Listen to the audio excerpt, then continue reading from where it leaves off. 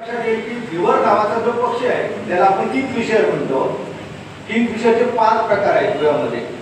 तर हे पूर्वी ह्या प्रदेशामध्ये होते आणि त्यामुळे डिचो असलेला गाव डिचो हल्ली म्हणजे 2 शब्दांचा संगम होऊन डिचो हल्ली जन्माला. मग लोक सांगतात या गावाला भटग्राम आहे ना. कशासाठी भटग्राम पडलं? कारण या ठिकाणी कराडे आहे, पद्य आहे, चितपावन आहे, म्हणून त्याला भटग्राम पडलं. आपण विचार करा की डिचोली हा त्याचं एकंदर गाव कसा वसलेला आहे. त्याचं निरीक्षण केल्यानंतर कळेल की एका बाजूला डोंगर आणि खाली जो गाळ साचलेला आहे त्या गाळामध्ये लोक मोठ्या प्रमाणात शेती करायचे आणि त्यामुळे भातासाठी प्रसिद्ध कोसरी, तांबो, पॅडो, शिट्टो, नवान्न अशा वेगवेगळ्या भाताने समृद्ध असलेला प्रदेश म्हणून याला भातग्राम म्हणून नाव मिळालं. त्या दृष्टिकोनातूनही विचार झाला पाहिजे. आणि एवढं म्हणजे आपण जर आता डिचोली जुनं पोलीस स्थानक आहे तिथं जर गेला तुम्हाला पृथ्वीच वास्तव पाहायला मिळेल. मग अवलेडी जर बघितली तुम्ही आणि तो सगळा परिसर बघितला तर त्या ठिकाणी किल्ला होता. तो किल्ला जो आहे तो छत्रपती शिवाजी महाराजांच्या पूर्वी होता.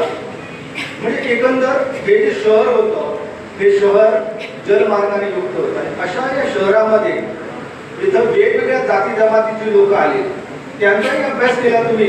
आता या ठिकाणी धोंड आहे, मयेकर आहे, या सगळ्या कुटुंबाचा जर अभ्यास केला तर लक्षात येईल की ही कुटुंब कुठून आली.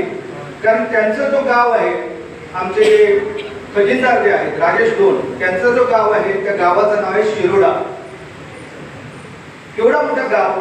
आज त्या गावाची 4-5 शकलं झाले. बेनफ्रांका,